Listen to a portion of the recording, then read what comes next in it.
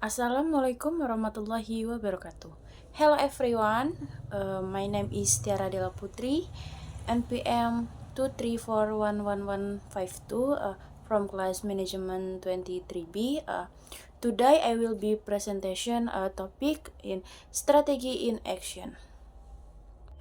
Oke, di sini ada strategi dalam tindakan. Apa itu strategi dalam tindakan? Strategi dalam tindakan adalah proses mengubah rencana strategis menjadi aktivitas nyata dalam organisasi. Fokusnya pada pelaksanaan, koordinasi sumber daya, dan memastikan strategi memberikan hasil yang diharapkan. Tanpa tindakan, strategi terbaik sekalipun hanya menjadi teori di atas kertas. Next slide. Pentingnya implementasi strategi. Implementasi strategi penting karena yang pertama, mengubah keputusan strategis menjadi kegiatan operasional. Kedua, menyelaraskan orang, proses, dan sumber daya manusia satu arah yang sama. Ketiga, memastikan tujuan strategis benar-benar tercapai. Keempat, membantu organisasi menanggapi tantangan selama pelaksanaan. Kesuksesan strategi sangat ditentukan oleh keberhasilan implementasinya. Next slide. Di sini ada komponen utama strategi dalam tindakan, yaitu agar strategi dapat berjalan efektif, dibutuhkan komunikasi strategi yang jelas ke seluruh organisasi, alokasi sumber daya yang tepat atau uang, SDM, dan teknologi, struktur organisasi yang mendukung strategi, kepemimpinan yang kuat dan komitmen tim, sistem monitoring untuk memantau kemajuan. Komponen ini membuat implementasi lebih terarah dan terukur. Slide selanjutnya ada peran kepemimpinan dalam implementasi. Pemimpin memegang peran penting dengan cara mengkomunikasikan visi dan motivasi karyawan, membangun komitmen dan mengurangi resistensi terhadap perubahan, mengambil keputusan cepat dan memberi arahan, mendorong inovasi dan penyelesaian masalah. Pemimpin yang efektif menjabatani perencanaan dan tindakan. Oke, slide selanjutnya yaitu penyelarasan struktur dan budaya organisasi. Agar strategi berhasil, perlu struktur harus mendukung alur tugas, wewenang, dan komunikasi. Kebijakan dan prosedur harus memandu aktivitas harian sesuai strategi.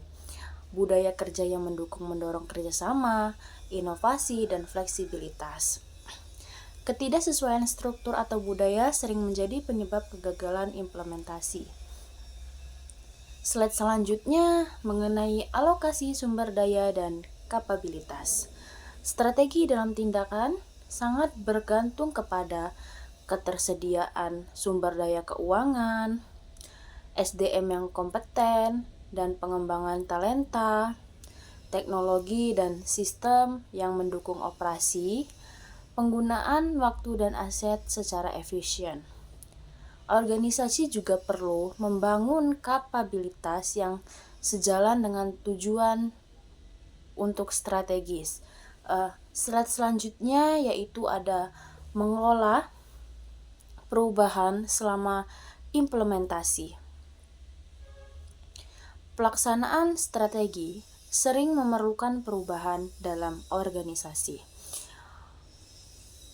Pengelolaannya itu perubahannya dapat mencangkup mengidentifikasi potensi resistensi, mengkomunikasikan manfaat strategi kepada anggota organisasi, memberikan pelatihan dan dukungan, memantau, respon, dan menyesuaikan rencana bila perlu.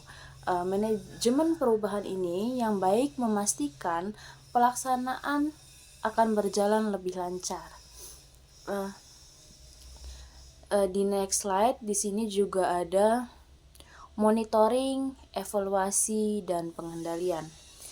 Untuk menjaga strategi tetap pada jalur yang benar, organisasi harus meliputi yang pertama ada menetapkan indikator kinerja atau KPI, Yang kedua, mengukur hasil secara berkala.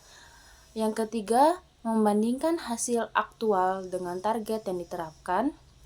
Yang keempat, mengambil tindakan korektif bila terjadi penyimpangan. Monitoring ini berkelanjutan membuat strategi tetap relevan dan efektif.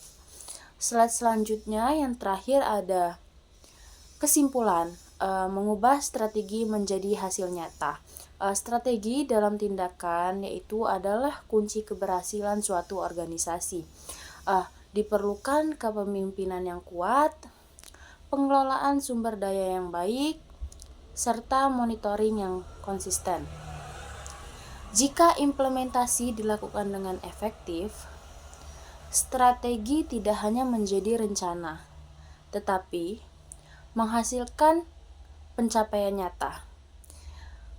Keberhasilan implementasi menentukan keberlanjutan organisasi dalam jangka panjang.